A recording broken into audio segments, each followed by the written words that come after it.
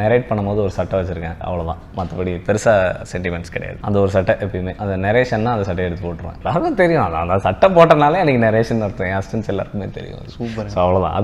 அது கூட என்னன்னா எனக்கே தெரியும், I should prove matured enough, அதெல்லாம் நம்ம யோசிக்கூடாது. பட் சம்வேர் எல்லாத்துலேயும் ஒரு நம்பிக்கை வைக்கிறது நல்லது இல்லை. சொன்ன கதையே வேறு. ஆக்சுவலாக ஃபஸ்ட்டு வேற ஒரு கதை சொன்னேன், ரொம்ப பிடிச்சிருந்து அது ஒர்க் பண்ணியிருந்தேன். டக்குன்னு இது வந்தவொடனே நான் என்ன பண்ணிட்டேன், I started developing the script. அண்ணன்ட்ட சொல்லலை, ஃபுல்லாக டெவலப் பண்ணிட்டு போய் சொன்னோன்னே அண்ணனுக்கு இது ரொம்ப பிடிச்சிருந்து, இது சூப்பராக இருக்குது அப்படின்னாரு. அப்படிதான். ஸோ ஃபுல்லாக முடிச்சுட்டு தான் போய் சொன்னேன். So I tend say as a particular shot, I just narrated one complete narration for 3 hours. நம்மளை ரெப்ரசென்ட் பண்ணுற ஒரு கேரக்டர் தான் ஹீரோன்றது தான் நம்ம வாழையடி வாழையாக நம்ம வெளியே ஒரு ஹீரோ ஃபைட் பண்ணுறாருன்னா அது நியாயமாக இருக்கும் பட்சம் நம்மளுக்கு அந்த கோவம் வர்றது காரணம் நம்மளை ரெப்ரசென்ட் பண்ணுறது தான், நம்மளோட கோவத்தை ரெப்ரசென்ட் பண்ணுற கேரக்டர். ஸோ நம்மளோட ஆதங்களை கரெக்டாக ரெப்ரசென்ட் பண்ணுறதுக்கான ஒரு கேரக்டரைசேஷன் யோசிக்கும் போது, அதுவும் விஜய் சார் மாதிரியான ஸ்டேஜரில் ஒரு சூப்பர் ஸ்டார் சொல்லும் போது இன்னும் அது எல்லாருக்கும் போய் சேரும். நம்ம சொல்ல நினைக்கிற ஒரு முக்கியமான ஸ்ட்ராங்கான விஷயத்த எந்த ஹீரோ சொன்னால் இன்னும் சவுண்டிங் ஆகும்னும் போது அதெல்லாம் விஜய் நான் சொல்லும் போது பயங்கர சவுண்டிங் ஆகும். நம்மளுக்கே தெரியும், ஏன்னா அவரோட ஸ்பீச் நம்ம பார்க்குறோம், அவ்வளோ இன்ஸ்பைரிங்காக இருக்குது. ஸோ அவரை நம்ம ஒரு படத்தில் வச்சுட்டு நம்ம ஈஸியாக வந்து ஒரு ஜாலியாக கமர்ஷியலாக ஒரு படம் பண்ணிட்டு போயிடலாம். அதை தாண்டியில் நம்ம ஒரு கிரியேட்டராக ஏதோ ஒன்று பண்ணணும்ல, ஏதோ ஒன்று பண்ணணும்.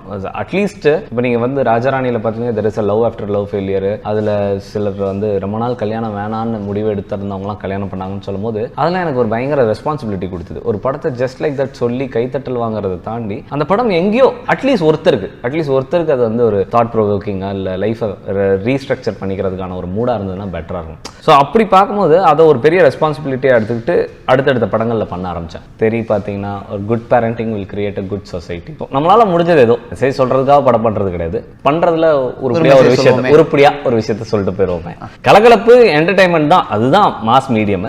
அந்த மாஸ் மீடியம்ல எப்படி அழகான விஷயங்களை உள்ள கொண்டு வந்து எல்லார் லைஃப்குள்ளேயும் கொண்டு போய் விதைக்க முடியும் அப்படின்னு பார்க்கறது தான். ஸோ அப்படி பார்க்கும்போது இதில் எனக்கு தோணின சில ரொம்ப ஆழமான விஷயங்களை நான் இதில் சொன்னேன். நீங்களே ரீசெண்ட் டைம்ஸ் நிறைய ஆர்டிகல்ஸ் படிச்சீங்கன்னா எத்தனையோ குழந்தைகள் அதெல்லாம் ரிஃப்ளெக்ட் ஆச்சு இல்லை அதான் இதை நான் வந்து என் படம் ரிலீஸ் ஆகும்போது இதெல்லாம் நடக்க போகுதுன்னு நினச்ச எடுக்கல. இதெல்லாம் இன்னும் நடந்து ரொம்ப நாள் முன்னாடிலேருந்து நடந்துகிட்டு இருக்கு. சட்டை நரேட் பண்ணும்போது ஒரு சட்டை வச்சுருக்கேன், அவ்வளோதான். மற்றபடி பெருசாக சென்டிமெண்ட்ஸ் கிடையாது. அந்த ஒரு சட்டை எப்பயுமே அந்த நரேஷன்னா அந்த சட்டையை எடுத்து போட்டுருவேன். எல்லாருக்கும் தெரியும், அந்த சட்டை போட்டனாலே எனக்கு நரேஷன் அர்த்தம். என் அஸ்டன்ஸ் எல்லாருக்குமே தெரியும். சூப்பர். ஸோ அவ்வளோதான்.